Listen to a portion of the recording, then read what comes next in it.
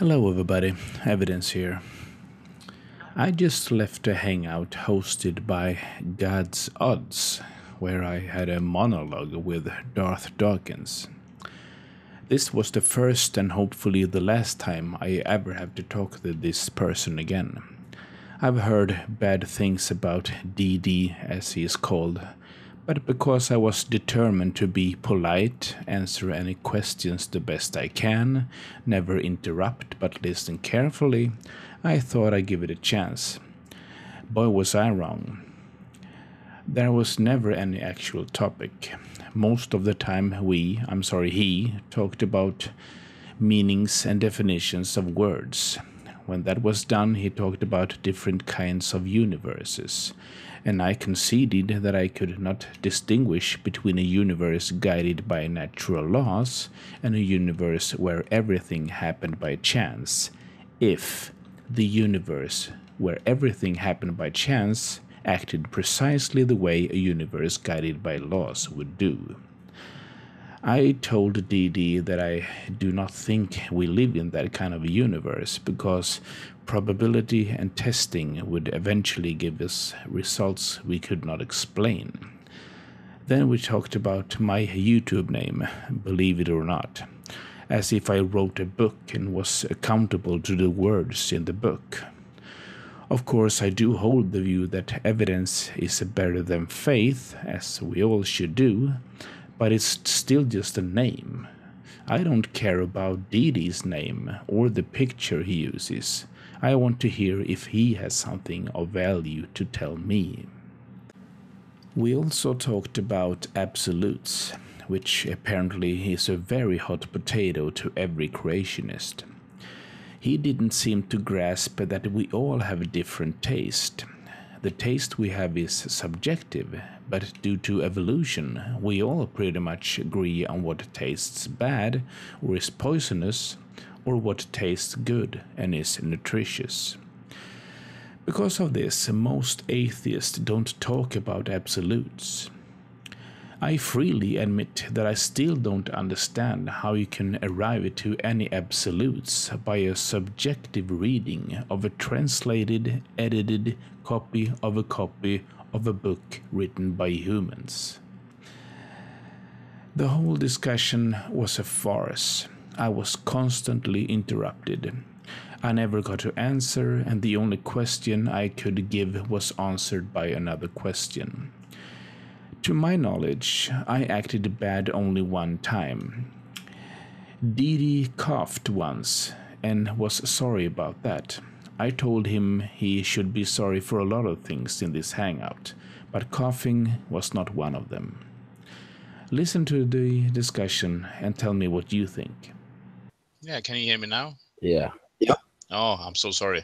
Guess what? I used my son's mic yesterday to make a video on my channel, and that mic is a different mic that I use, obviously. So that mic was the one pre-set to transfer sound, so if you know what I mean. So I had to change the mic to my USB mic. I'm so sorry. So, Evidence, tell me about this video that you linked to about Andrew Rappaport, that he stumbled over the Euthyphro dilemma. What's that all about? Oh my God, that was, how long ago was that one? It says this was streamed January 29th, 2017. It's posted on your Google Plus page. Yes, of course. Let me check that up. Do you have a problem with Andrew Rappaport? No. Then why would Absolutely. you post a video alleging that he stumbled? I don't remember the video, but you posted it. It says, "Did you guys hear Andrew Rappaport stumble and fumble about the Euthyphro dilemma? So awesome!" Exclamation point. Okay, so it's not a video that I made. I just made a comment about a video he made. So how did he stumble, and why was it awesome? Well, if I can't find the post and I can't remember it, and I didn't write anything, which would be odd, It must have been something very strange. So are you coming from the viewpoint of having a shared worldview with Andrew Rappaport, or a worldview that does not agree with it? No, I do not believe in any gods. So we don't share Okay. worldview, if you can call it. Okay. So are you what we would historically call an atheist, somebody who denies the existence of God? I consider myself an agnostic atheist, but I don't hold the view that there is no God, because I can't prove that. Okay. But I live under the assumption that there is no God. The evidence presented to me has not been convincing. Okay, so how do you define atheist?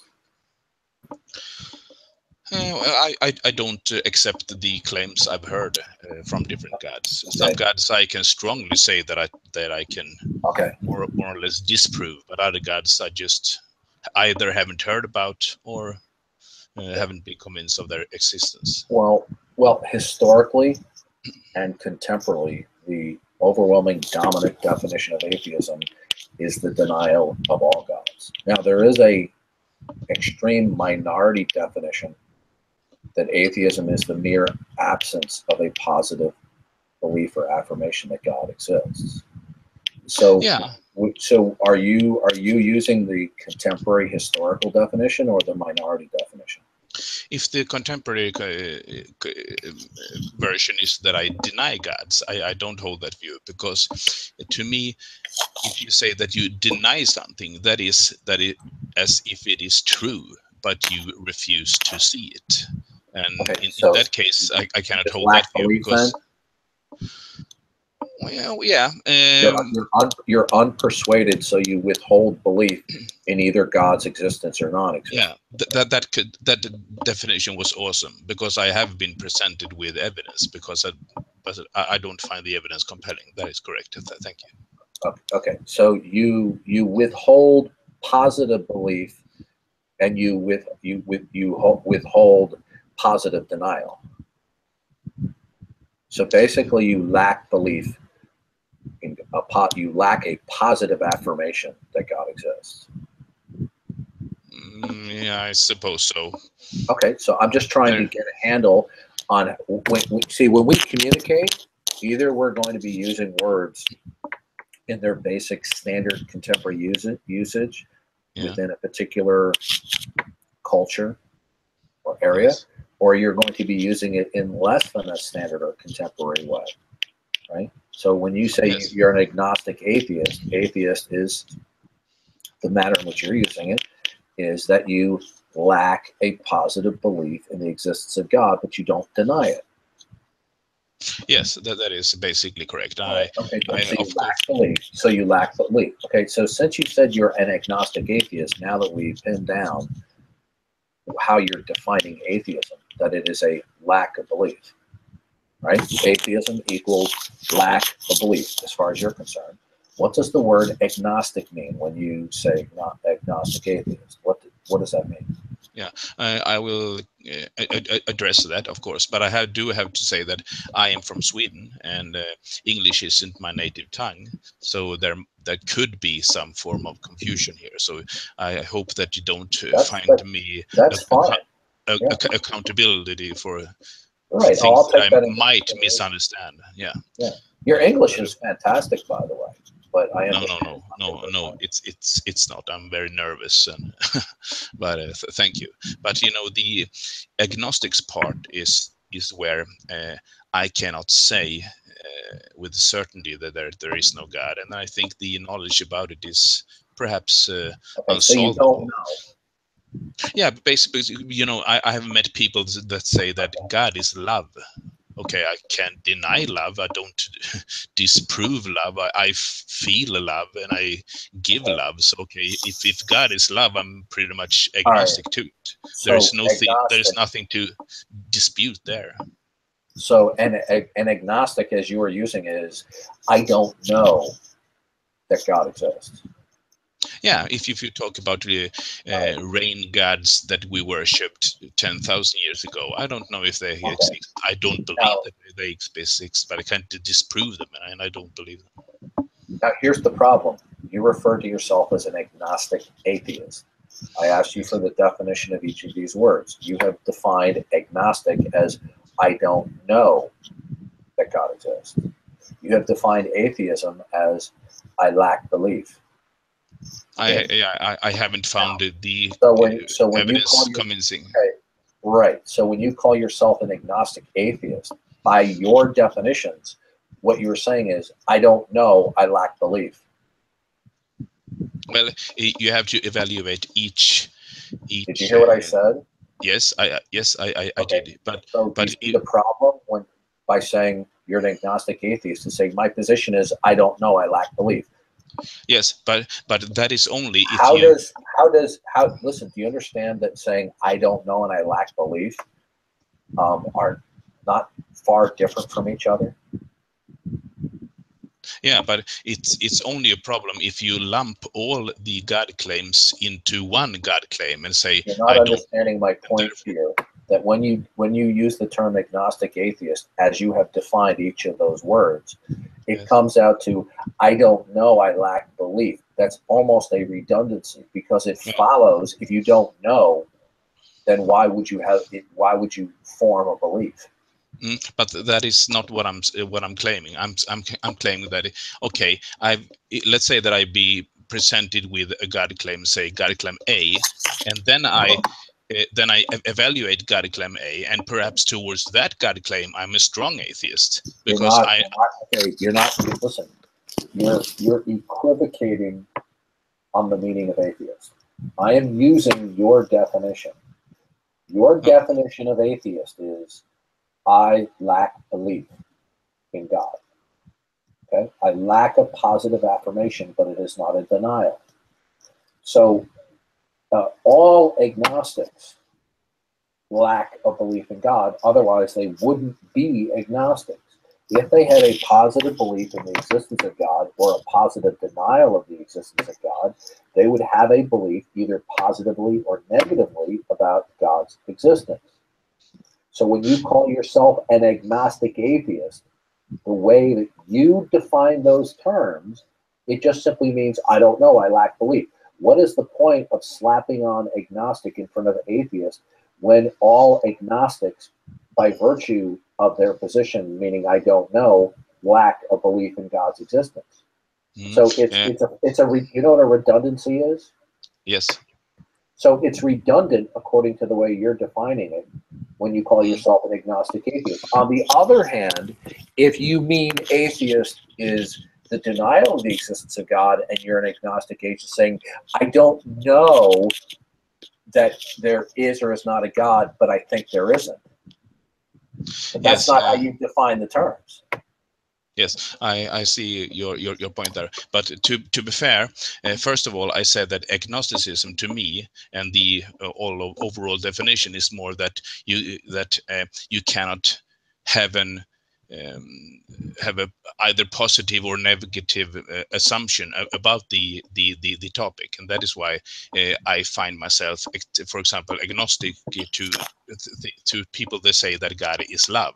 But I'm against the atheist position. I say that I'm not convinced by the evidence being presented. So if you lump all religions together, that those two seems to be redundant or even stupid. But to me, you have to evaluate every claim. So you cannot say, okay, what do you think about God? So which God claim are we talking about? So if I'm atheist, I'm perhaps a strong atheist to some God claim, and I might be an agnostic to some God claims. So there is. Hold on a second. You're making a similar mistake that English-speaking atheists, whose English is their first language, to say that you're an atheist toward some beliefs would carry the idea that atheism is the disbelief in some gods. But in Western-speaking English, the historical and contemporary usage that is used by the majority of people, excluding, let's say, internet atheists and some philosophical types, atheism generally connotes or is meant to be a denial of all gods. Now, if you want to use the term atheism an atheist. Remember, the A negates theos, right? It's a Yes. negation, right? Now, if you're going to say that atheism is the disbelief and denial of some gods, then that makes a theist an atheist, because it's not rationally coherent for a person to believe in all God concepts, because they would be mutually exclusive. So if you say, well, I'm an atheist toward some God beliefs, well, you shouldn't say that, because then you're defining atheism as disbelief in some gods. Well, if you talk about perhaps Richard Dawkins or other like some very well-known people, they certainly claim that a person that holds the Christian God to be the only true one, they are in fact atheists regarding to Allah. So if you look at the majority of English dictionaries and encyclopedias, and including dictionaries and encyclopedias of philosophy, the overwhelming majority of these reference sources in English use the term atheist to mean the denial of all gods. Now, it's perfectly understood that there is a very tiny minority of people within who speak English who do not use the word atheist to mean denial of all gods. They will use it to mean a lack of belief. But that is that's not reflected in the reference literature. It's, when I say reflected, it's mentioned, but they generally don't use that definition because it causes confusion. It makes atheism, it makes historical and classical atheism therefore indistinguishable from agnosticism. Right? So if atheism is a lack of belief, what do you call somebody who absolutely denies the existence of all gods? What do you call that person? An atheist. Okay, well, now you contradicted yourself, right? Because you told me what you call a person in general terms speaking. Right. If you're not a person who. Okay. Go person. Ahead. Okay. I thought I was going to answer. I'm so sorry. No, I was just saying, go ahead. I didn't want to interrupt. Go ahead. Okay, because if you ask me what you generally call a person who denies all gods, of course that is an atheist. But you ask me what my position is, and my position is I evaluate every God claim I've heard, and so far none of the God claims I've heard have been convincing. Right, so I mean, I suppose there is God claims you haven't even heard about. Here's the problem, right? If you are going to, in the conversation, when you use the word atheist, it does not mean the denial of all gods. See, when I use the word, I'm using the historical and majority usage of the word in Western-speaking English. But you don't use it that way, right? Which that's your prerogative. That's your choice. Now, when you say that atheism is simply the lack of belief, you're saying that atheism is not the denial. It's simply the lack of a belief. So if you're saying atheism is a lack of belief, then what do you call somebody who positively denies the existence of God? What word do you use? You can't use the word atheist because you've already said it's just a lack of belief. To be fair, I just said that my version of atheism is that I've been presented with some kind of evidence for the existence of God, but I don't find that evidence compelling. What do you call somebody who denies the existence of God? I haven't said lack of beliefs. I said I've been presented with evidence, but I don't find them convincing. Okay. What do you call somebody who positively denies that God does exist? An atheist. Okay, but you just said an atheist is just somebody who lacks belief. No, I said that I consider myself as an atheist that evaluates points. They're all right. So the point is this. So then you just said you're an atheist. You're an atheist. I said, what do you call somebody who denies the existence of God? You said an atheist. So do you deny the existence of all gods? Not all gods, but I haven't been convinced of any gods yet. Well, you just said, I just asked you the question, what do you call somebody who denies the existence of all gods? You said an atheist. Yeah, but if you pick an English standard version speaking dictionary somewhere that says that, and you say, well, what do you call a person who don't All right, believe in any gods? That is I'm asking you, Okay. is an atheist anyone who denies the existence of all gods? Yeah. Are you that kind of atheist? No, I haven't been presented with all God claims yet. I cannot. I'm not sure. Okay. Perhaps there is a God claim out there that I will accept. So Okay. I can. But you're an atheist then. You deny all prevalent extant. No, I for the fifth time now, I think I just told you that the God claims I've been presented to me, I don't find convincing. There are plenty of God claims. I haven't even heard all of them. Dude, I'm making this. Listen, I understand English is not your first language. Your English is superb, but I'm trying to make this as clear as possible. You told me you're an atheist, right? Now, I ask you, what do you call somebody who denies the existence of all gods? You said an atheist. So if you're an atheist, and an atheist is somebody who denies all gods, then you deny the existence of all gods. Well, there are different versions of atheism. Perhaps. So, okay, there's the problem then, because then you are flip-flopping on how you are using the term. How am I supposed to know when you use the word atheist whether you mean it means somebody who denies the existence of all gods, or it simply means the absence of a positive affirmation? How am I supposed to know what you mean when you use it? Well, you can ask me. Oh, dude, this really makes my head hurt.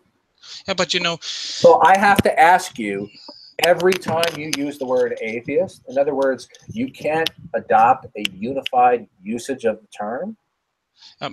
There is also, if you tackle the problem, so to speak, in another way, perhaps there is a God claim you hold that you want to defend or talk about. Because if you just said to anybody who told you, do you believe in God, and you say yes, how in the world is that person going to know which God claim you refer to? It's just as equally confusing. If I'm listening to you speak for 3 or 4 minutes speaking, and you use the word atheist 7 times, if I don't have the opportunity to question you, how am I supposed to know what you mean by atheist each of the 7 times? Well, I would probably first there would be a topic, of course. Are we going to speak about the Christian God? Fine, then we speak about the Christian God. And I'm an atheist toward the Christian God, if you want to know. Okay, I've already covered that. Listen. Do you understand? Atheism is either the denial of some gods, or atheism is the denial of all gods.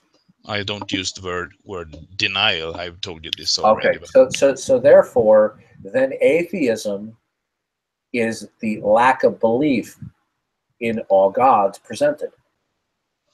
Yeah, but I still don't understand. But you understand? You've given me 2 definitions of atheism. Atheism, on the one hand, is not the denial of the existence of God. It's just simply a psychological state where you lack belief. But on the other hand, atheism is the denial of the existence of God. How am I supposed to know the difference? You can ask me. What if I don't have the opportunity to ask? So in other words, I have to ask you 7 times if you use the word atheist 7 times in the course of 3 or 4 minutes? No, of course not. If we were supposed to talk about the Christian God as a topic, and we're not discussing any particular God here. But why would I? Why would I? Dude, I gotta end this. You're not getting this. That's the problem. I mean, you're just not getting it. I think I do. I mean, why would you try to lump me in a sort of pile of Okay, different versions? so you have your name Evidence. Why is your name Evidence? I'm gonna drop this discussion about atheism because you're not getting it. We're going nowhere. We're I just going think around I in do circles. get it, but I Okay, don't so why think is your name Evidence? I think that is irrelevant to. Or is there something you want to Is it ask me as an yeah? atheist?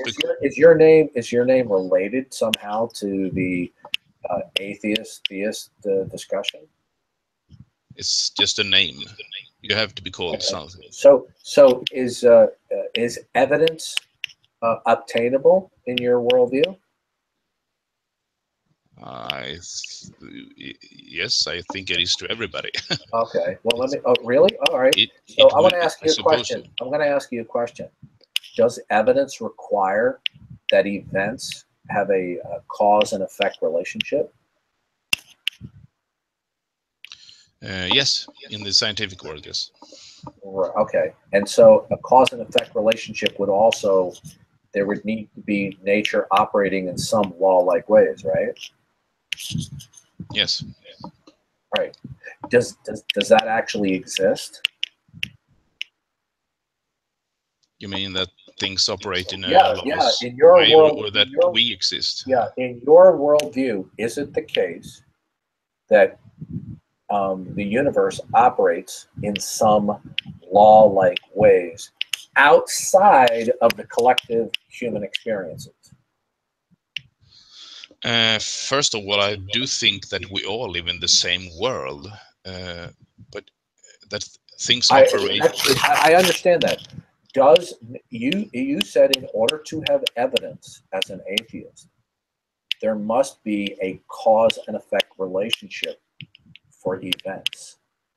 I don't think I said that for things to have evidence as an atheist, things has to be this and that. Okay, no, I just as think an that atheist, I'm talking about your worldview. As an atheist, in order for there to be evidence for things, there must be a cause and effect relationship between events. yeah, I suppose that if you test things, they have to either turn out this or that way, but that doesn't. And doesn't the cause and effect relationship also entail with It's some? very hard for me to speak when you speak, but I stopped. I don't think it's contingent upon the fact that I don't believe in specific gods. I don't see the correlation between me not believing in some gods. Okay, so you don't believe because there's an absence of evidence? Well, again, if you present me with the God claim that I don't find convincing, I don't believe that one. Okay, but again, there is are that, plenty of God okay, claims out there, and you don't seem to get grasp that concept. okay. So here's the problem. Are you a materialist?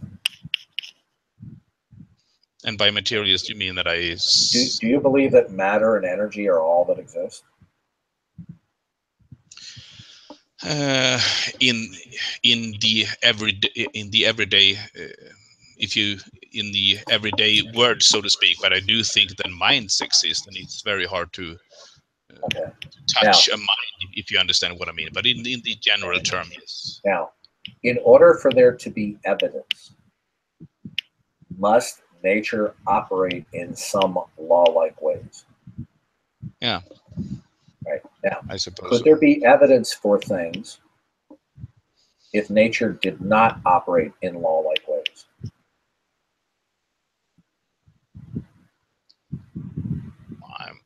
I'm not sure. I don't know how that world would like. If every event happened by chance rather than by prescriptive laws of nature and cause-effect relationship, if each event was the product of chance and not laws, could there be evidence for things? Yeah, if you mean that if I drop a pen, sometimes the pen would rise to the floor. I mean, no, that's not what I'm talking about.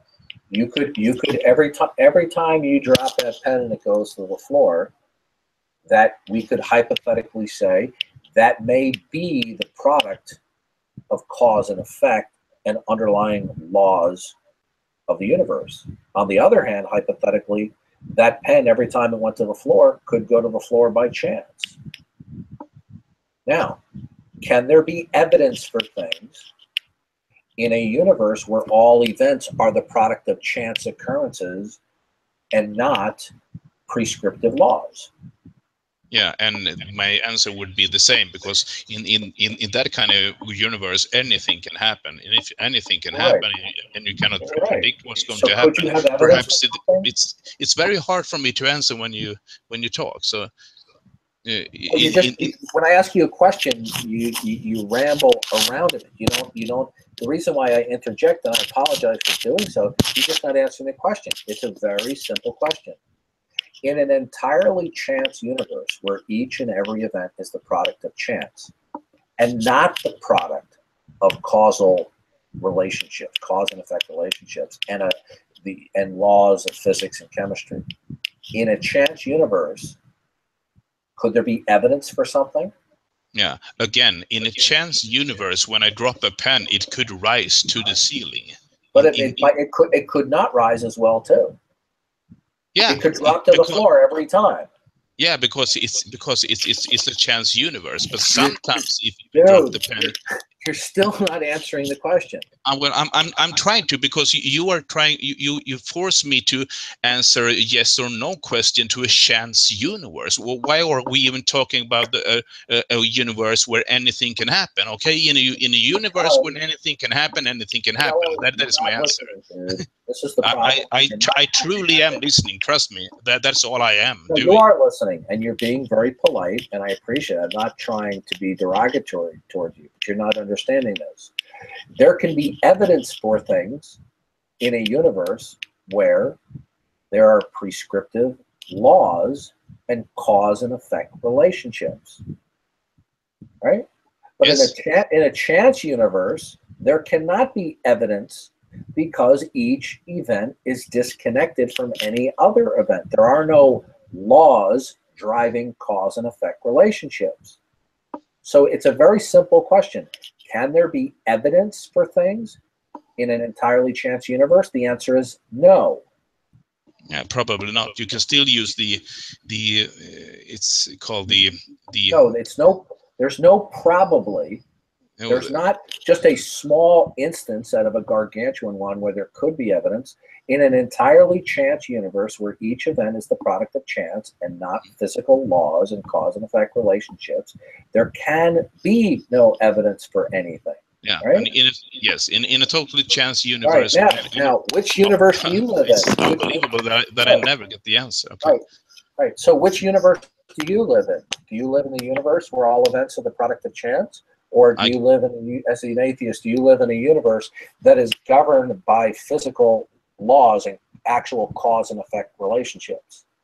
Yeah, again, I do think that we all live in the same universe, and the universe that we currently live in seems to be governed by laws. It seems to be that way. Now, if it was chance, if the universe was driven by chance, how would you be able to tell the difference?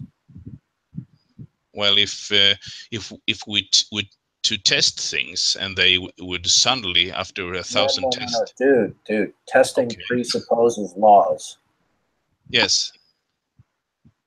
You can't presuppose laws. There is no presupposing. If I drop the pen and it drops it, it's kind of unbelievable, because every time I open my mouth, and I've tried to explain to you that English isn't my native tongue, and I'm struggling really hard here to stay on topic, answer every question, trying to be polite, but every time I open my mouth, you interrupt me. It's very hard to have a mutual conversation. I apologize. I'm just trying to clarify stuff for you.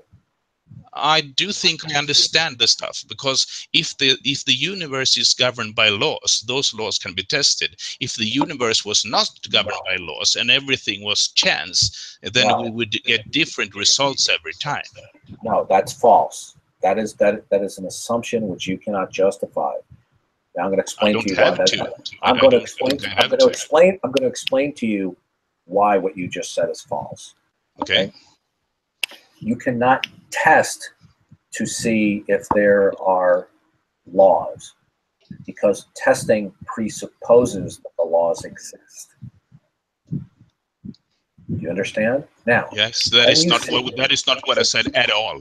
All right, now I'm not done yet. Right now, if you said we would not see certain results in a chance universe, that is not necessarily the case. That is not what I said either. Okay, because a chance universe could produce those same sequences that laws do. It's only because you have a pre-commitment that if we lived in a chance universe, we would not see certain sequences or consistencies. Now, I'll ask you again. Which universe do we live in? Do we live in a universe where all events are the product of chance, where you couldn't have evidence for things? Or do we live in a universe that is driven by physical laws and cause and effect, where you could have evidence for things, right? So you said we live in a universe that is non-chance, that is governed by laws. Now, I ask you, how are you able to determine that we live in a universe that is driven by laws? Your response to me was, we can do testing. Well, testing presupposes that these laws exist. And testing will not show you whether the events or consistencies are the product of chance or not. No, I did not say that. That is not what I said at all, actually. But if you say that, okay, it seems to be that we live in a universe that is governed by laws, and of course we can test things without presuppose the laws. You can drop a pen 1,000 times. That's false. That's again, I'm trying to speak here. But of course, if we lived in a universe that every time we did something, act that as if it were governed by laws, then we couldn't distinguish between that universe and the universe that I actually think that we live in. But I don't understand how this is relevant to actually anything, because we are all bound to the same. Okay, testing. Does testing presuppose that nature operates according to prescriptive laws? No, to testing that does not. Yes, it because does. you can. No, dude, listen to me. You are completely 100% wrong. When you attempt to do testing, observing, and repeating, they must absolutely presuppose that nature operates in some uniform, regular way, such as repeating laws. Otherwise, testing would be meaningless in a chance universe, because all events are unrelated to each other. So testing necessarily presupposes that nature operates according to some prescriptive laws. You understand? Yes, I do. You can't appeal to testing. You cannot appeal to testing. I'm not appealing to test. Why would you get that I'm... You told me, I asked you the following question. I said, how are you able to determine whether all of the collective events that humanity observes is the product of a chance universe versus a universe that is driven by prescriptive laws? And your answer to me was, well, we could do testing, but testing must presuppose from the beginning that nature operates according to laws. So testing it absolutely does not. Testing cannot. Yes, it does, dude. It does. Trust me, because let me ask you this question: how is testing meaningful in an entirely chance universe? Well, now you flipped to say in a chance universe. You're not understanding it. Testing must presuppose the uniformity of nature. I don't like the condescending tone. You constantly say that I don't understand. Of course, English isn't my native tongue, so I don't speak as well. But I I can confirm you that I do understand what you're saying. So I don't like that Okay, you constantly repeat that I I'm don't breaking understand. it down for you. Listen, No, I'm not telling you anything controversial. do you want me to answer, or do you want to talk again? But because I do understand. No, I actually I disagree with you. Now, So you testing, don't want testing, when you say testing does not presuppose laws, that means that you can do testing that is meaningful even if you lived in an entirely chance universe. That is false. Because if all events are the product of chance, then testing is meaningless. Yeah, but if you look at it this way, suppose you're an All right, you're not getting it. because let's talk about an hunter-gathering people 50,000 years ago, and they try to throw spears at a deer, so to speak, so they can take down the deer. I don't think that they presuppose anything about the universe, because their brains isn't that developed. But every time they throw that spear, it seems to land regarding how hard or how high they throw it.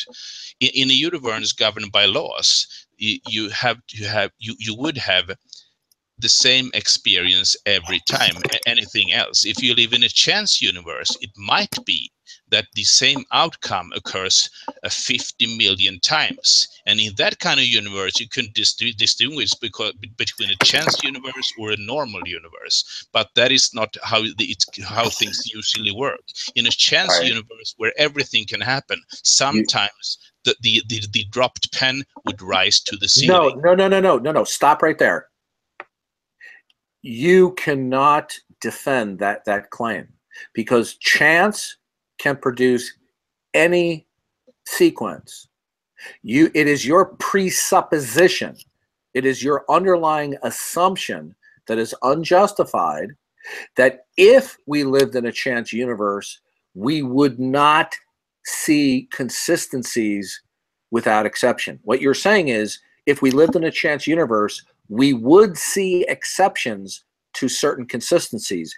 That is not a premise that you can demonstrate. That's a belief that you hold.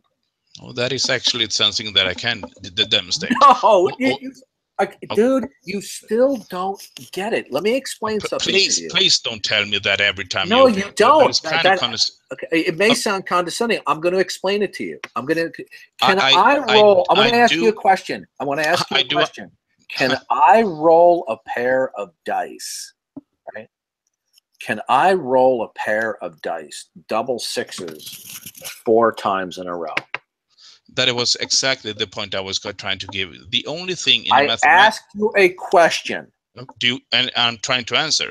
All right, I'm going to end this conversation real quick. You blather on in semi-related areas. Can I roll double sixes 4 times in a row? Is there something that would prohibit that? No. Okay. Is there something that would prohibit me rolling double sixes 8 times in a row? No. Would there be something that would prohibit me rolling double sixes 80 times in a row? No. There is no. Okay, good. So therefore, chance can produce the same number of consistencies without exception that a universe governed by laws could. Yeah, therefore, let me finish.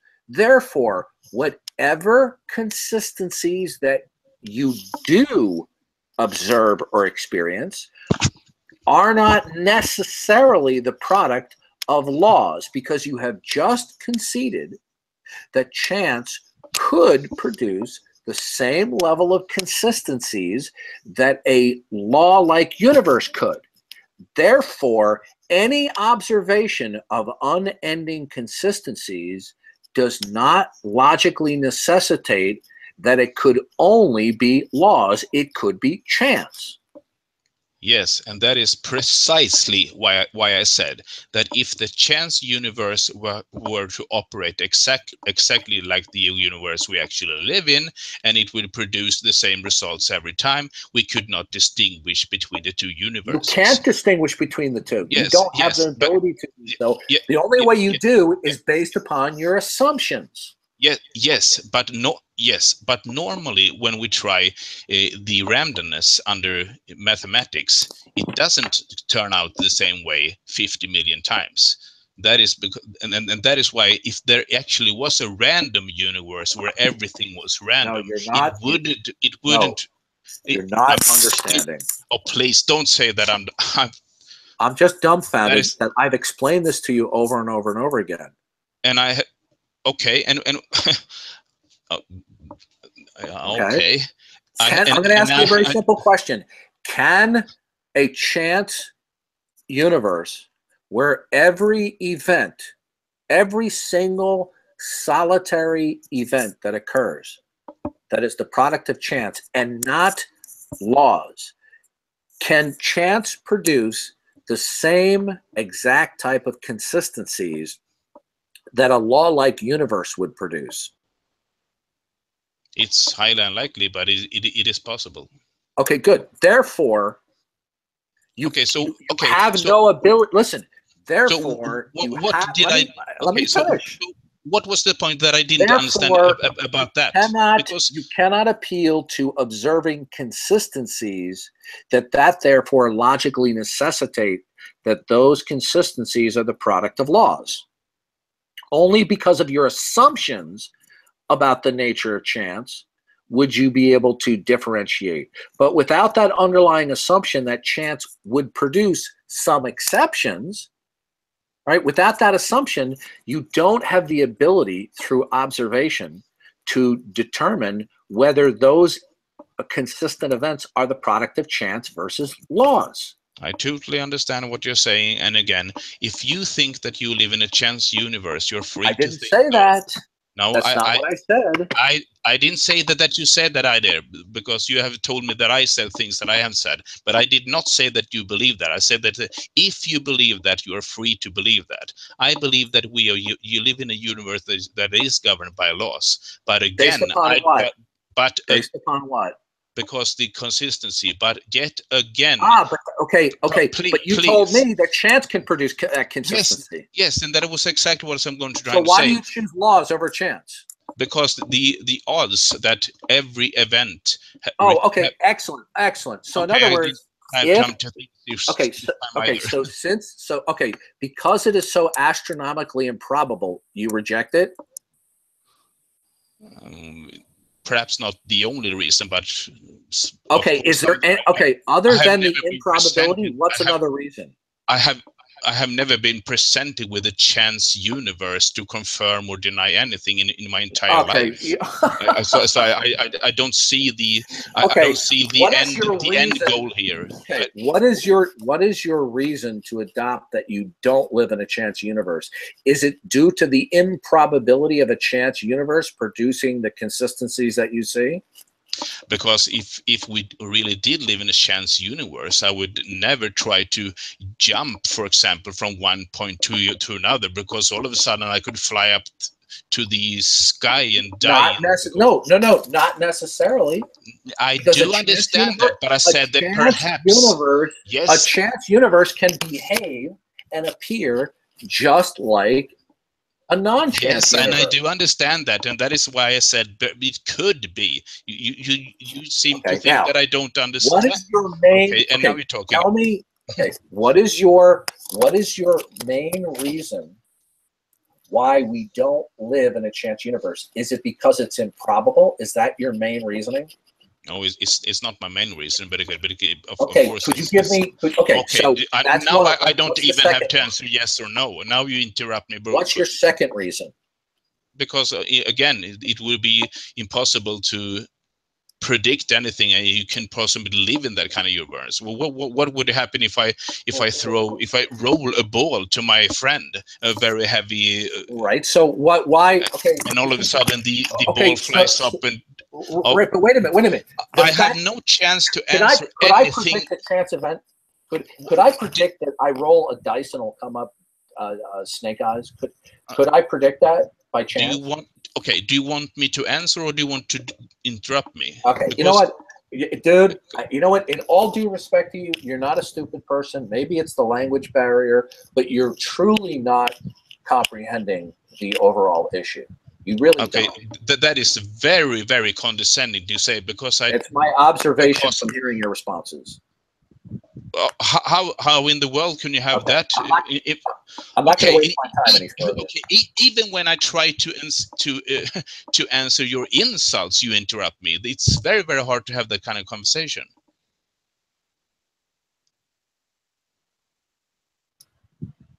It's a waste of time. I've explained this over and over and over, and you still don't get it.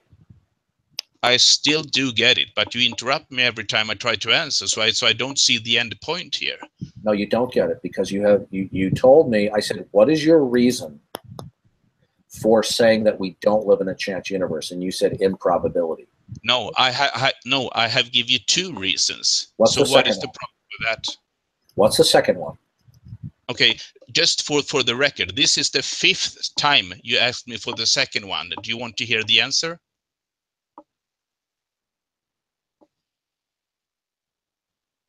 You want the answer? I'm listening. My microphone was muted. Thank you. The second reason, among others, I presuppose, because if I do throw a ball to my person, I expect the ball to go to his hand if I throw it to the hand. If the ball could just fly off and the ball and the ball weighs, say, 10 kilos, it might hit the person in the face and kill that person, and that is nothing we see. I couldn't possibly operate in a universe where chance actually did occur, but if the chance was the same, like universe governed by laws, I wouldn't be able to distinguish between. Okay, all right. So do you know what you just said? In addition to improbability, your second reason was simply based upon your expectation that we do live, because you want to believe we live in a universe governed by laws. But that is begging. That is your second answer. Do you know what begging the question is?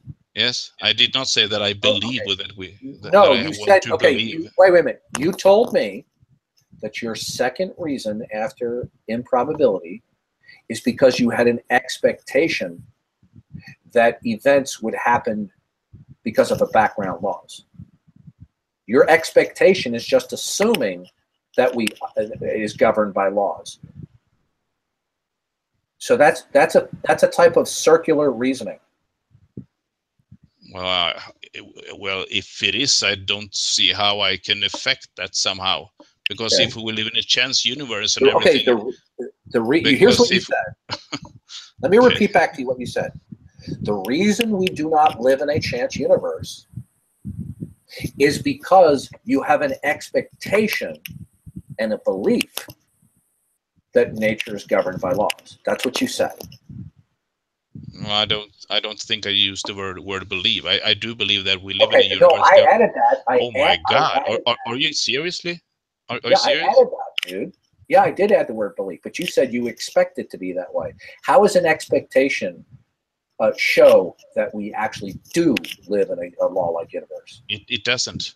I think that I've told you 15 times that I cannot distinguish between a universe that everything that we expect to happen, if it was governed by laws, happened the exact same way if it was a chance universe. I think I've told you this 15 times. Okay, good. Then guess what? Guess what? If you can the two, cannot add you're breaking up or not, because evidence determine you're breaking whether up. we live in it or not. I don't hear you. Sorry.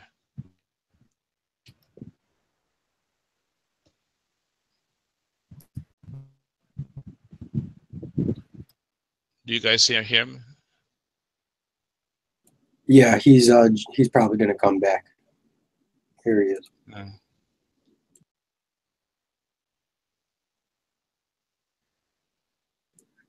You want to do a mic check, Didi? Yeah. If you cannot distinguish whether we live in a chance or a law-like universe, then you have no ability to apprehend whether something actually is evidence or not. So you think that you have evidence for some things, but you have no ability to apprehend mentally whether it actually is evidence or not, because you don't know whether you live in a chance universe or a universe that's driven by laws, because you just told me that you have a complete inability to actually determine whether you are in a chance universe or one that's governed by laws. And if that's the case, then you can't have evidence for something. Yeah, I don't understand the told you just told me. I don't understand that kind of language, because if that is the that's fact, because I've explained some of these concepts over and over. Because if that is the case, we all. When I mentioned to you, oh my God, are you serious? Yeah. When I mentioned to you that testing presupposes the regularity of nature, you said no. That is false. What you just said. Yeah. Okay. So now we have established that none of us can really know what kind of universe we live in. Are we going to take this further to brain in a vat, or what is the end goal here? No, you don't. I don't have to bring it to a brain in a vat. What I'm saying to you is this: as a Christian who has accepted the revelation of the God of the Bible, wherein He has revealed what the basic nature of our existence is, that He is a God of laws, and He has created an orderly existence. And because of that, we can therefore have evidence for things.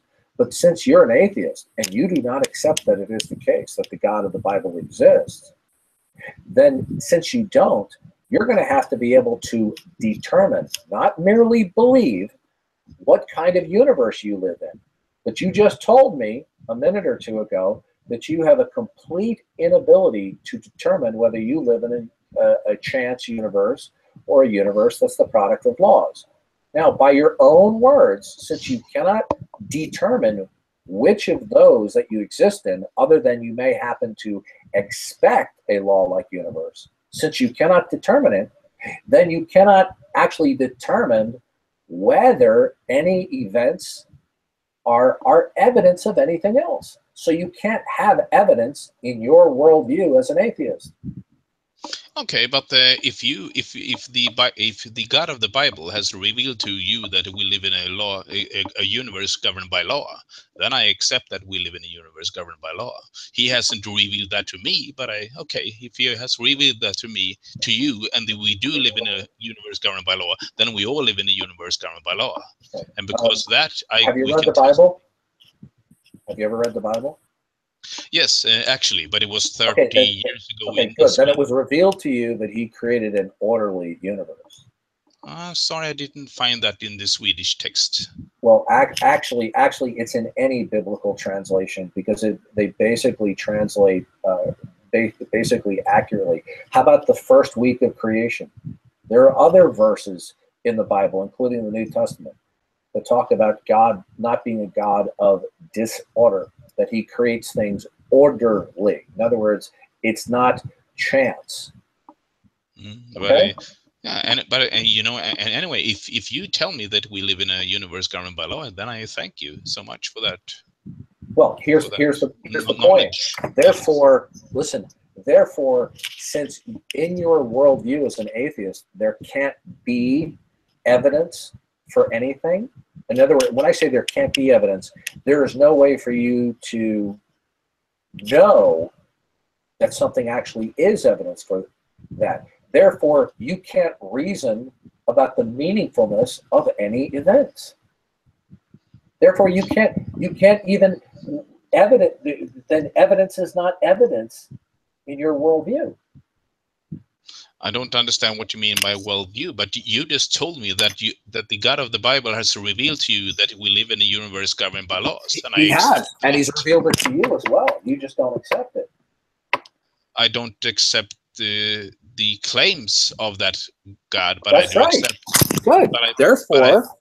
Therefore, based upon your worldview, based upon your worldview, then you do not have the capacity to apprehend mentally that whether something is evidence or is not evidence for anything else.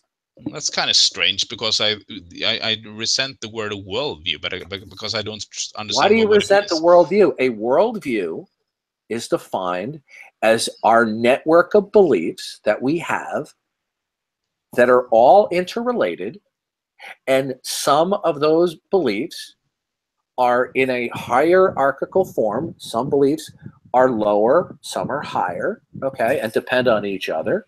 A worldview is just your network of beliefs upon which you interpret your experiences. So everybody is operating under a worldview. Now, some people may not clearly understand the extent of their worldview, but you do have a worldview. But you see, in your worldview, you can have evidence for nothing. So if you can have evidence for nothing, why bother calling yourself evidence? Again, it's kind of weird that you attack my YouTube name. It's just a name. I mean, you go by So the name can you Richard have Dawkins, evidence? or you Richard Dawkins. I mean, that is kind of strange way to talk about it. But when I talk about a worldview, I generally mean the universe that we actually live in, and I'm perfectly happy that the God of the Bible has How would you know and what I'm universe we live and in? because you just told me that the God of the Bible has But you revealed don't to. accept that. But okay, but if you have some knowledge that you can teach me, then I win. Then you Right. have Well, then so you're presented going me to become a with Christian something. then, right? Well, I don't accept the claims, Okay, good. but Therefore, if you don't accept the claim, I then do you think just, that we live in the same universe, and if the God of the Bible has how would you revealed to know you, that? Okay, how would you know what universe we live in? I do think I don't know what universe we live in, but I do What think that universe do we live in? Do we live in a I have chance no idea. universe? I have no idea. Then you can't talk about the universe that we live in. It's unknowable. Okay, but how could that be? Because the God of the Bible has just revealed to you what kind No, of you don't. You universe don't that know. we You live in. don't. I'm talking about you. I'm not talking about me. But You don't the accept that. You see, I the don't point I'm accept. trying.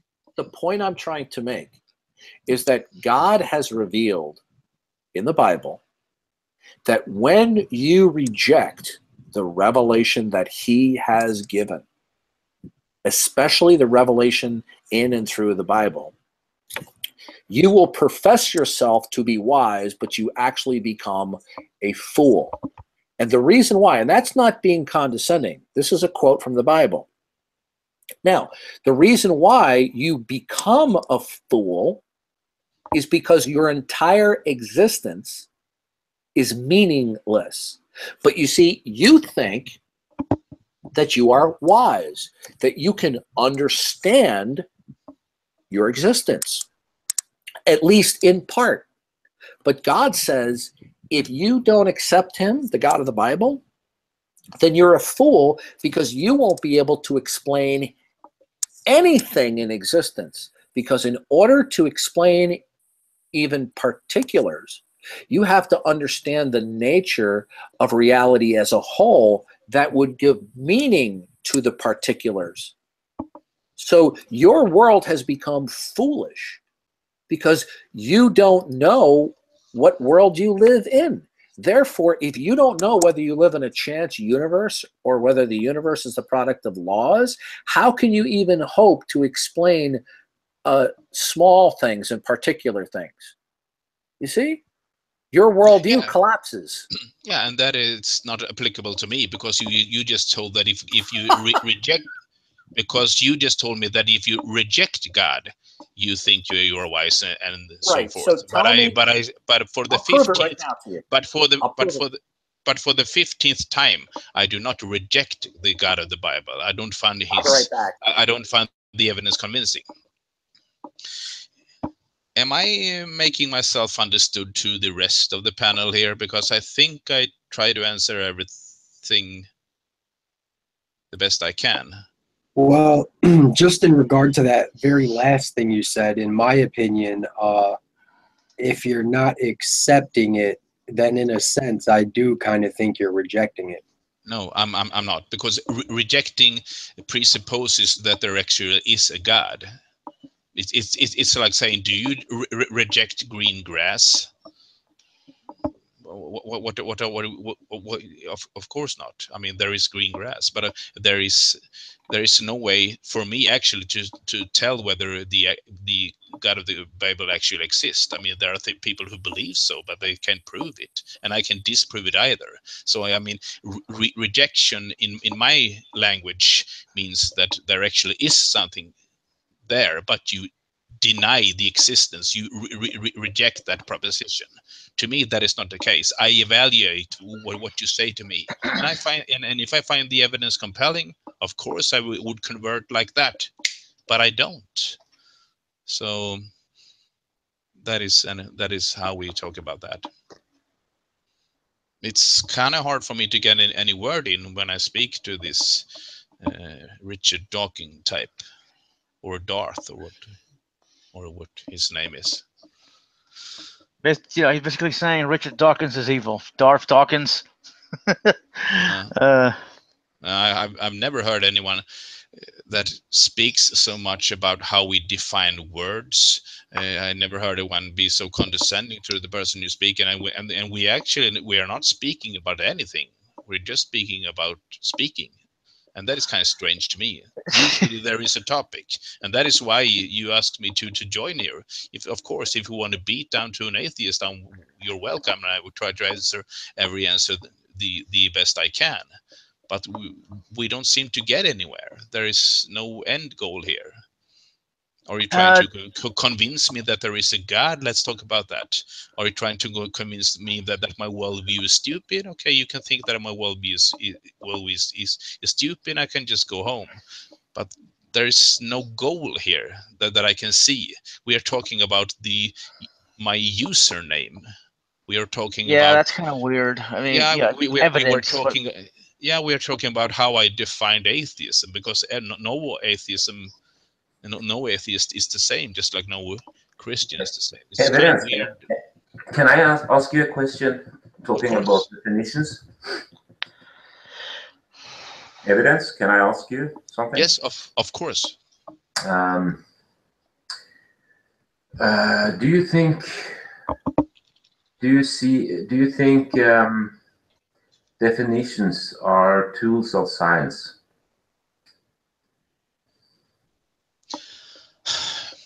I'm not sure. I mean, definitions are important, of course, so that we'll speak about the same thing. But regards to DD, I'm not sure what the end goals are. But of course, I mean, if he wants to know what kind of an atheist I am, he could just ask me, and I would explain. And then he tries to lump me to a broad definition of atheism, and I can't respond to that. But I think that I do believe that words are useful. Words have meanings, and there is some words that actually describe only one thing, perhaps. But yeah, I'm not talking about words. I mean more definition. So do you think science come up with definitions? Is that a part of science, doing science to define? Yes, I suppose so. Yeah, and what is the function of a definition if done scientifically in a scientific context? It can be, all kind of sciences. Hold on, can I ask something? Okay, Brenda wants to come in. Brenda, you cannot ask. No, you're interrupting now. So of course, because let's say that okay, let's define mammals as people who give birth to live youngs. They have nipples and they have some kind of fur.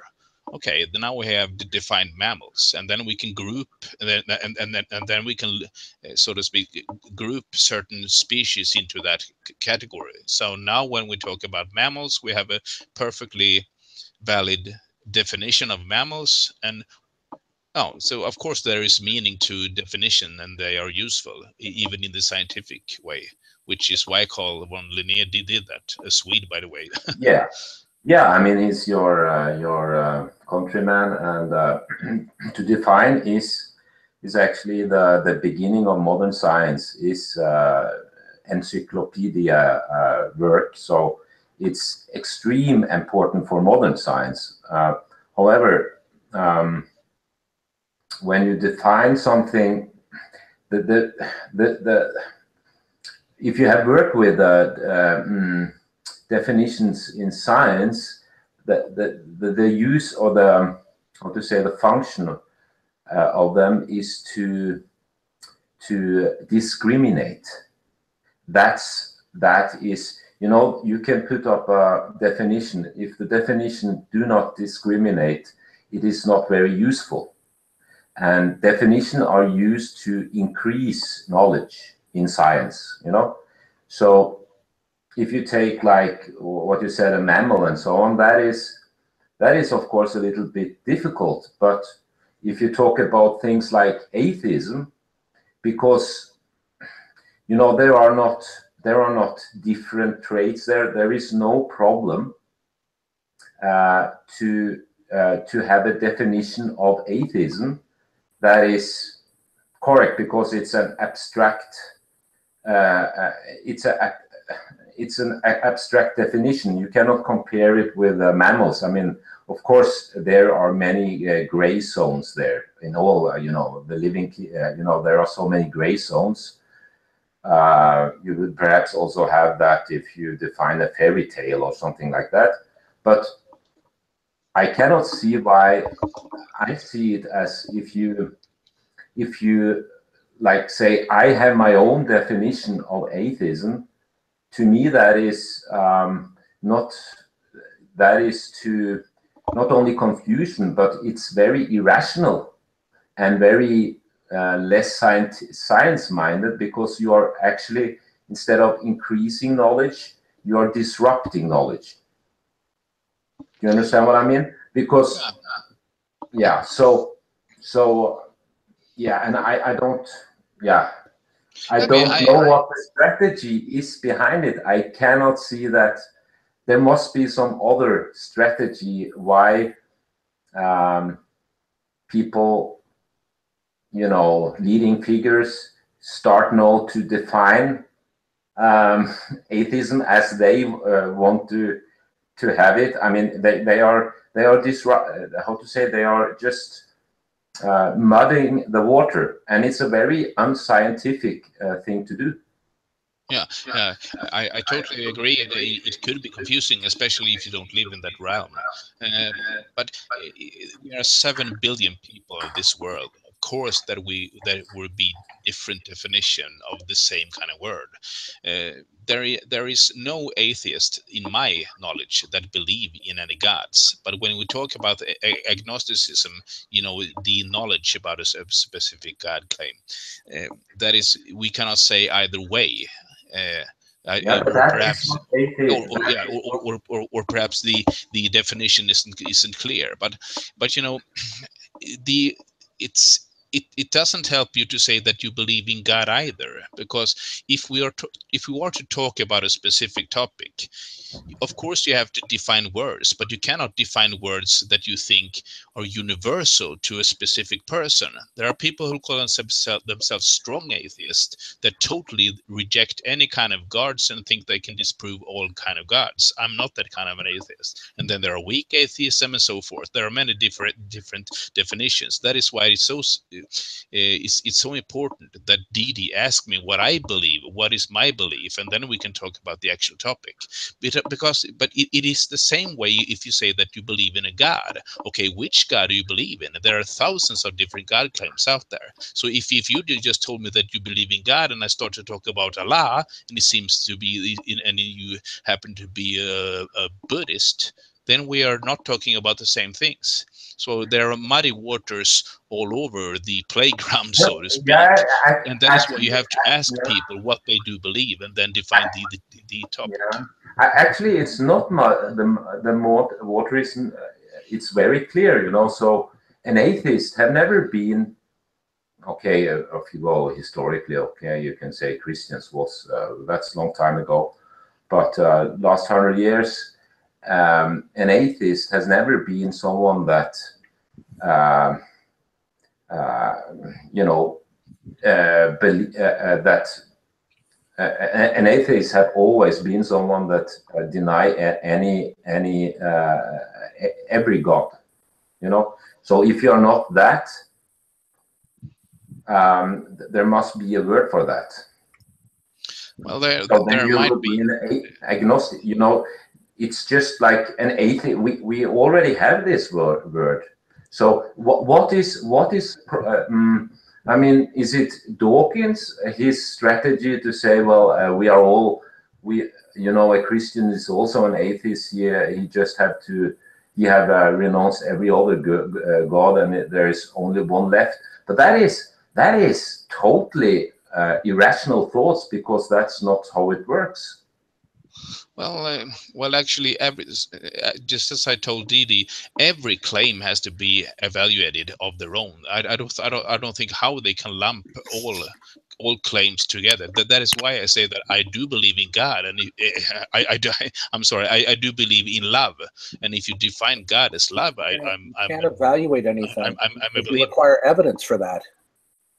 I would agree with that evidence. Yeah, I see that. You know, when you. But I do hold the view that if you don't believe in a specific God, you're an atheist toward that God. So I do think that if you only believe in the Christian God, you are an atheist toward the Muslim God. How do you evaluate anything when you don't have the ability to know what is evidence? Evidence requires a universe that operates according in a law-like way. So how can you evaluate anything if you can't know that there's any relationship between any two events? Your worldview does not provide you with the ability to make sense out of any particulars.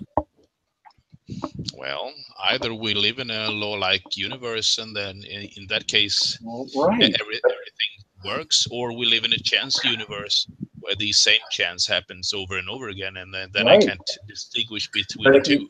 But again, you have just told me that we live in a universe governed by laws, and I'm happy with that. No. You see, you can only accept that if you accept the revelation of God that He has given, that this is the universe that you live in. Well, if I can't, but you don't accept that. I don't think I have to accept the God claim to accept what you're saying, because if Yeah, I have yes, you do. because I'll tell you why. If I have to choose between a universe that is governed by laws or a universe that the same thing happens exactly as it if was governed by laws, and I can't distinguish between the two, and if you have been revealed by the creator of the universe that we actually live in a universe governed by laws, I am happy to accept that. Great. Now we live in a universe governed by law. Should we talk about the actual topic or continue with this? Your acceptance of that would be, it's meaningless. It doesn't matter whether you accept it or not. You said you can evaluate things. In order to evaluate things in your worldview, certain things have to be true. One of those things that have to be true in order for you to eventually to be able to evaluate things is that you have to live in a universe that is governed by laws. Like the law. No, you just told me that I could live in a chance universe and it accepts no, you're not. Same thing would happen. No, you're not understanding that. Oh, please don't say that again. I'll explain to you. You don't have to. I'll explain it to you. Okay, the fact that you could have the same sequences that are the product, the derivative of an entirely chance universe, doesn't mean that those same sequences are meaningful. In a chance universe, a linear sequences of events are meaningless. But in a universe where the sequences are the product of laws, then they could be potentially meaningful. But you cannot know or determine which of those two that you live in. Therefore, you don't have the ability to apprehend what the nature of reality is, either in whole or in part. No, evidence. Do you mind if I jump in real quick, please? So what? I don't under. I can see evidence troubles with this. I don't see where this goes either. I mean, it's pretty. But I think it's interesting to go the other route and see, like, because when evidence, okay, so if God is love, so he will then, yeah, he will have no reason not to believe in a God defined as love. So then we can take another step, in this discussion. So God would be a lawgiver or a law sustainer. Okay, so now we have another two definitions coming together. Perhaps that could also be acceptable to agree with, or that kind of definition, because we are always talking about definition of God. Even when Christians talk about God, they have different definitions. There are attributes that are totally different in between the denominations. So, and I think it's interesting. I think it's interesting the attitude evidence has, that he's not just like rejecting something, and I agree with him how he explained rejecting. He's actually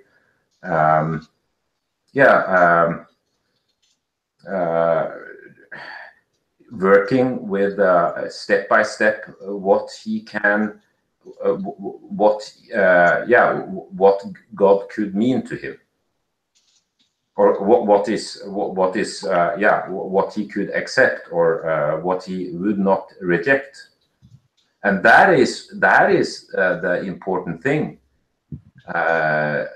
in my opinion. And one could expand on that. So one could, okay, we have one thing, God is love, God is a law sustainer, or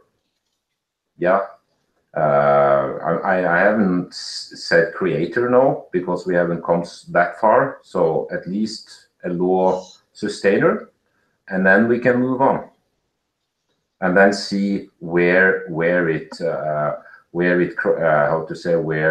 we cannot go any further. That's how I would go with this. Yeah, it seems like a perfectly good idea. But I have to hold for 5 minutes. Can you do that? I have to use the bathroom. Yeah, of course. Yeah. Du må på do, tenker jeg. Okay, thank you. I will text you when I'm back. Thank you. Yeah, he's not understanding the mistakes in his reason.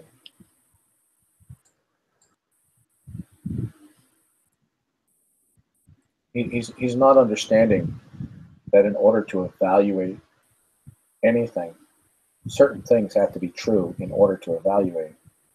But he can't establish that these universals are true. Yeah, DD. The reason what I typed to you in the side was because I was thinking maybe if you brought that up to him, that maybe it would help to illustrate more what the point is that you're saying. He still wouldn't get it. I broke it down very simply, and I appreciate your interest in that. But he still doesn't understand the basics that I went over several times again. He doesn't understand it. You can't have evidence for something in a chance universe. So he's going, in order for him to maintain that there's evidence and evidence can be evaluated, he has to live in a non-chance universe. How is it the case that we don't live in a chance universe? Well, he answered that earlier by verbalizing his assumption that he didn't realize was an assumption. His assumption was, if we did live in a chance universe, we would see some exceptions to the consistencies that we see. And because we don't see exceptions to these consistencies, therefore, it's a law-like universe. But he's contradicted himself because he's also admitted that chance can produce the same type of consistencies that a law-like universe is. And then he made an appeal to improbability. And I said, okay, so you're going to double down on improbability. Then he wanted to flip to something else. I'm sorry, he thinks he understands these issues, but he simply doesn't. And I don't think it's because English is not his first language. His English is phenomenal. It's great.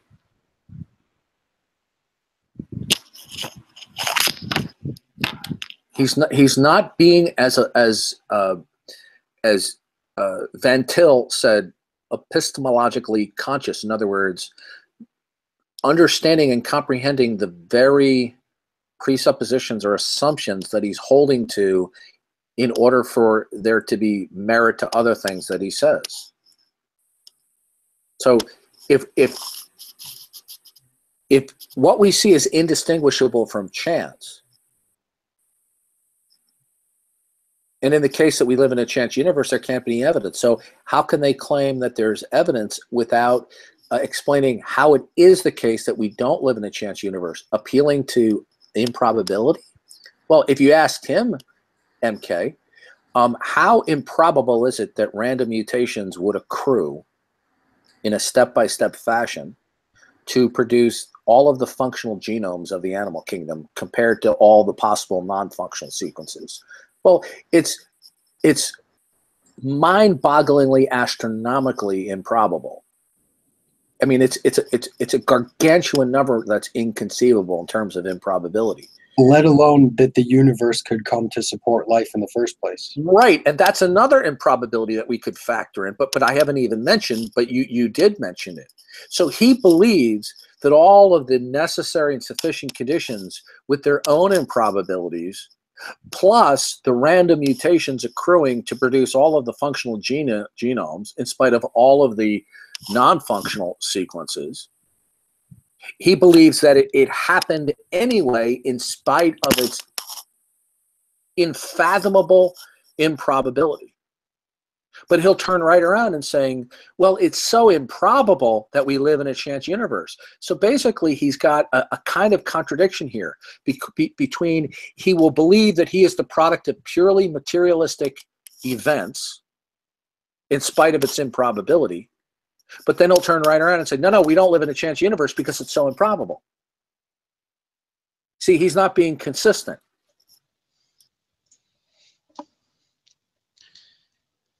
I'm back.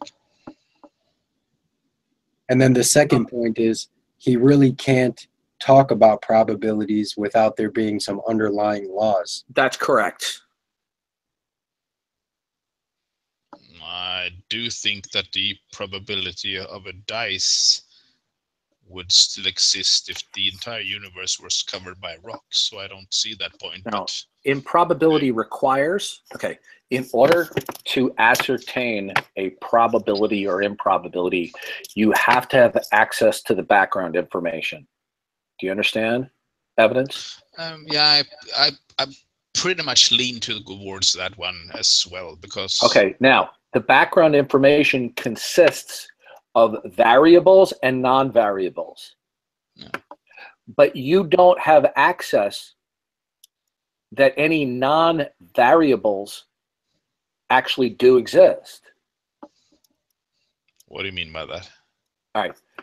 In order to ascertain the probability of an event, you have to know what the non-variables are, including the variables. If I don't know, in your country, do they have lotto? Yes. Okay, with the ping pong balls? Yeah. Now, if in a clear box, a plexiglass box, we have 10 ping pong balls that are swirling around, and then one of them is going to be sucked into the tube,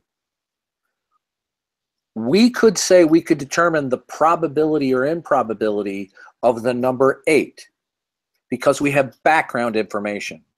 Yes. We know the number of total amount of ping pong balls.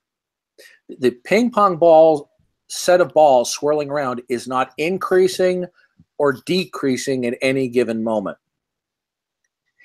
And then one of them will be sucked up. So we have access to the background information. We know what the variables are and the non-variables. If you don't know what the non-variables are, then you can't ascertain any probability, right? So when you say that something is improbable, that suggests a certain random occurrences. But that random occurrence, such as the ping pong balls, will be governed by the non-variables and the variables.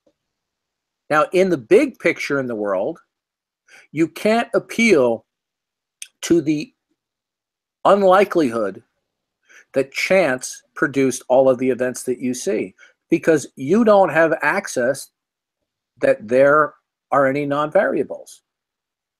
The reason why you are saying it is improbable that we live in a chance universe versus a non-chance universe is because in your worldview, you assume that we're chance to be behind the entire universe.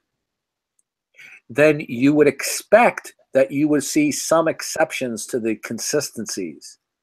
But that's an assumption that cannot be justified. Therefore, you cannot say that a chance universe is less, is not the case because of its improbability. But even if you attempt to do so, all I have to do is ask you, do you believe you evolved through random mutations, through a step-by-step survival to where you are today through evolution? Because if you say yes, then the reason why you're here is through the most mind-boggling improbability of random mutations to accrue over millions of years. But you believe that your genome evolved in spite of its improbability.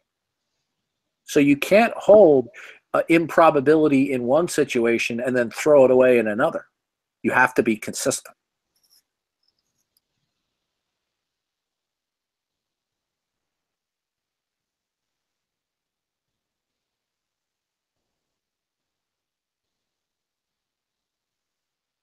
See, the bottom line is this. Once you deny the God of the Bible, you profess yourself to be wise, and your whole world becomes meaningless. And the reason why it becomes meaningless is because you're not going to be able to explain anything in existence. You won't be able to explain the whole, and you won't be able to explain particulars. So your whole world view, everything in your world becomes foolishness, because the moment you step up to the plate and say there's a meaningful fact, well, certain things have to be true in your worldview in order for that fact to be meaningful. How are you going to establish that these things are true in order for the fact that you present to be meaningful? The answer is you can't. And so your worldview becomes foolishness as an atheist when you deny the God of the Bible. I haven't denied the God of the Bible. I've told you this 17 times now. I don't accept the evidences. I don't deny him. Right. And okay, what you don't understand is that you're thinking that you're in a position of neutrality. Non-acceptance is a de facto denial. Well, in other words, non-acceptance means that you can reason meaningful about particulars in existence without it being the case that the God of the Bible definitely exists, or before you come to the conclusion that the God of the Bible exists. Yeah, but you know, it's kind of weird for me because I don't. Perhaps this is the kind of debates you have in the United States or England or whatever. It's not the kind of debates we have in Sweden, because you have effectively talked for about 10 minutes. You have stated things about me which isn't true. You have asked me questions and then answered them yourself, and you never ever have you asked me for anything. And I mean, it's kind of weird if in fact though millions of atheist people in the world have no meaning in their life, why don't we all kill ourselves? No, you just misunderstood me. No, I didn't. I didn't. Please don't say yeah, that again. You did. Okay. This is it. The next time you derogatory tell me that I don't understand things, I will hang up. You see, I didn't say that atheists don't have some psychological state of mind where they think certain things are meaningful. That's not what I was referring to. What I am saying to you is this: when you appeal to any particulars, in order for those particulars to actually be meaningful and intelligible, you have to exist within a universe where certain non-variables, absolutes, exist. And the first one among some of those non-variables or absolutes is that nature operates in certain prescriptive law-like ways. So when I see atheists could be having psychological states where ice cream cones are meaningful to them or helping poor people, but all of those occurrences are chance, and there's no correlation of cause and effect or laws that can be established. Therefore, if you can't establish the parameters of the universe that you live in, then that means that the meaning that is given to the particulars cannot be ascertained. So what you confused was my pointing out that things that you mentioned in particular that are in and of themselves meaningful as a fact or a particular, that is not the same thing as having a psychological state of meaningfulness about helping poor people or going on a vacation. Because those psychological states that you want to say are meaningful could, in your worldview, because you can't ascertain, all of those psychological states are disconnected chance occurrences. Okay, so how do we progress from this? Okay, you say that you have been revealed by the creator of the universe that we live in a universe governed by laws. I have revealed to you that if in fact we live in a universe by chance, which I cannot distinguish between a universe governed by laws, I can't distinguish between the two. I can live in either one. And then you have a third person who has a different worldview. I mean, how, if we cannot establish which world we live in, and I mean, it seems like just because you believe in a specific God, you have the correct worldview. I don't see how that follows. And I'm perfectly willing to accept that I cannot determine some worldviews from others. So, I mean, what is what you just said to me meaningful? In regard to worldviews, it is. Yeah, okay, good. The meaningfulness of what you said is a collection of particulars that are interrelated, right? I don't see your point here. I was trying to make a point and you just... Right. Well, the point I'm trying to make to you is the foundation that must be true in order for anything that you utter from your mouth to be meaningful has to be the case. So when you say something meaningful, you're stringing together particulars that have some type of relationship, right? I'm having a hard time. I mean, okay, so is it possible that you and I can have this conversation in a universe not governed by laws? Okay, you see, only in the universe that the God of the Bible has created do we have intelligibility and meaningfulness. So now, when you deny it, I don't deny it. I don't deny it. I never said that I deny it. You deny it, but okay, your denial is in virtue of you not adopting it. There is no denial. Okay, what you're not understanding. Now you said understanding again. You don't have to overtly deny it. Okay? By not overtly denying it, you are not affirming that it is the case. I don't see where this is going. Do we live in a universe governed by laws according to your creator, or do we not? According to the God of the Bible, we do. You accept that? Do you accept the revelation of God about what the state of reality is? Which God? The God of the Bible. Do you accept that? Okay, good. Then you're going to when you when you say anything that is meaningful to me, then you have to exist within a universe where certain universals are true in order for specific things that you say to me that are meaningful to actually be meaningful. So what? That is okay, completely outrageous. oh, you don't understand. I'll explain it to you. You don't tell me that I don't. That was You so don't. stupid. It's almost unbelievable.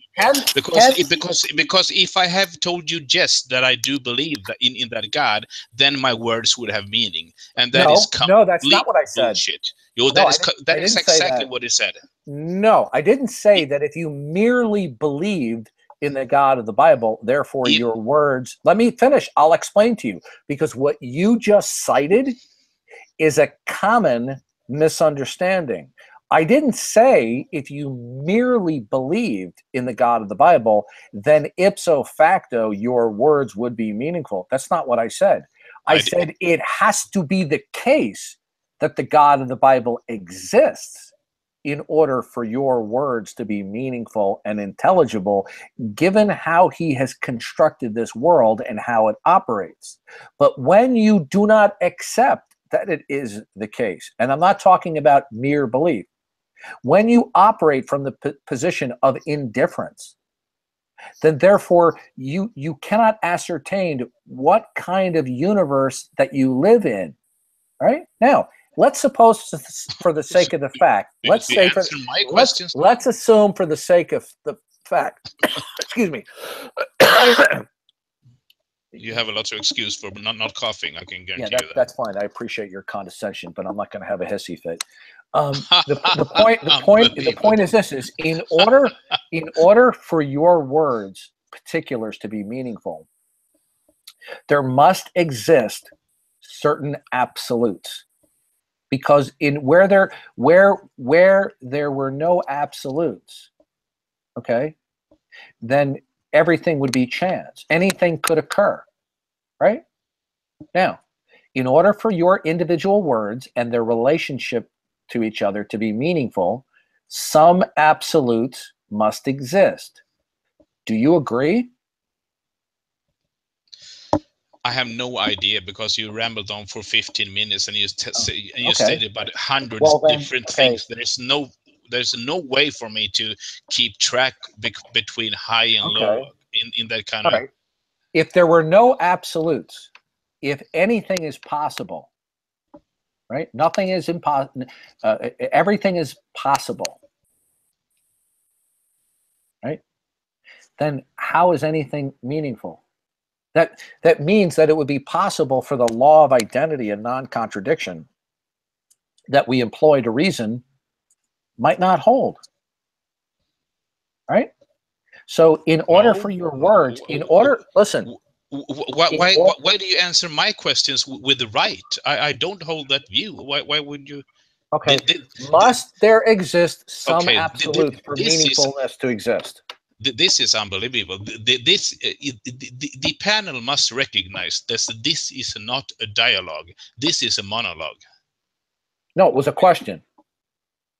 No, you are on a diatribe. You're having a monologue. You're even answering my questions. I'm pointing out the incoherence of your own worldview. Yeah, and again, when I'm trying to answer, you interrupt me. The panel must recognize this.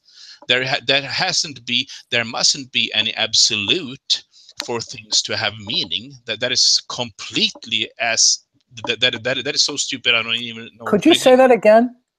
There doesn't have to be absolute for for meaning of things. Okay, did everybody hear that?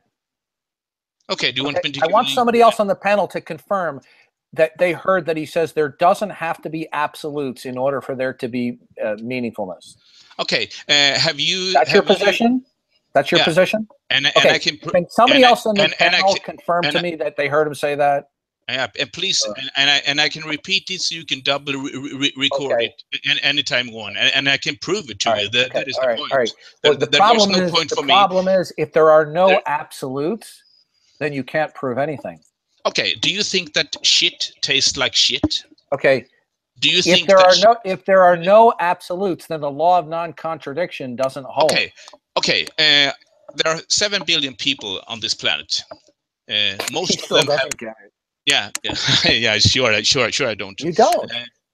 Sure, I don't. There are 7 billion people on this planet. Most of them have tongues. Perhaps there is a person that doesn't have a tongue, that hasn't been tortured, whatever. Most of them have tongue. Even though you cannot say that a specific taste is absolute, we can all distinguish between things that are perhaps poisonous. Most people would agree that if you stick your tongue in shit, it would taste like shit. Evidence. There is no absolutes in there, but you still have evidence. Evidence. Okay. You are using right now. Okay. Are you familiar with the laws of logic? And why are we talking about that? I was just trying to establish because they are. Okay, and now you interrupt me again. They are absolutes. That's why. Are you seriously right now? There are different people here listening to this, and they must realize that you constantly interrupt me. I try to answer everything you have to you throw at me, but you don't listen. And every time I try to speak, you say that I don't understand, and then you interrupt me again. You fundamentally do not understand. Can I ask another question, perhaps a little bit? No, you actually don't. You actually can't, because this is getting very tiresome. Yeah, if there are no absolutes, of course there are no absolutes, but most people recognize that when you say there are no absolutes, that's an absolute. No, it isn't. Okay, there are no absolutes is an absolute statement. No, it isn't. Oh, it isn't? Then what is it? Because another person can say that there is no absolutes. Okay, you're not getting this. Do you know what the law of non-contradiction is? Please don't tell me that I don't get it. Do you know what the law of non-contradiction Okay, you have asked me 50, perhaps 100 questions, and I haven't even been able to answer one of them. Can I ask you one question? You've been answering all along, but I'll be glad to take any of your questions. No, you're not, because you constantly interrupt me. Do you accept the fact that we all have different taste? Okay, in whose worldview? I only think there is one universe. In the Christian worldview, we can have taste because we live in an ordered and regular universe. So you mean that Christians and atheists and Muslims have different taste? No, it has nothing to do with their individual beliefs in God.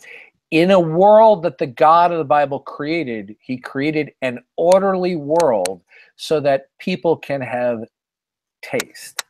But when you deny the Christian God by not affirming him, how do you establish the meaningfulness of taste? You would have to establish that some absolutes exist in order to establish that there are particulars. You would have to establish the principle of identity and the law of non-contradiction. Yeah, now you're answering a question by those are with the question. You're answering a question with. Can you discuss taste? Can you discuss taste without the law of non-contradiction and the law of identity? You answer a question with a question. It's kind of. You know what those are, evidence? Now you're still asking me a question when I try to establish that you answer a question with a question. That is kind of. Okay, here's the problem. Because fundamentally don't even understand what I'm talking about. Okay, now that's the third time, and now it is. I'll keep on repeating it because you're so stubborn, and I'm trying to point out. Okay, he left. This is the problem you have with people who basically don't even understand these basic concepts. It's a problem how you talk with people, Dawkins. I mean. I was very patient with him, Balthazar. A long way. I don't think you were patient. Yeah, I was very patient in the beginning, but the more and more he got obstinate, he demonstrated he doesn't even understand this because he kept on contradicting himself. He first said that we can know that the uniformity of nature exists by virtue of tests. I said, but you have to presuppose the uniformity of nature in order to make testing meaningful. He didn't even understand that. He didn't understand numerous concepts. You know what his fundamental problem, Balthazar, was? And I'll give it to you in terms of philosophy. He was not being epistemologically conscious. He was not aware of his most basic assumptions about the nature of reality from which he derived his interpretation about the facts or particulars. Right? And that's what I was trying to get him to do, make him aware of his most basic beliefs about the nature of reality from which he reasoned from. Yeah, I understand where you were going, but we are not so used to. I think it's normal to let people finish what they want to say. You know, some people are faster than others, and that's the beginning. It's so rude when people don't even listen.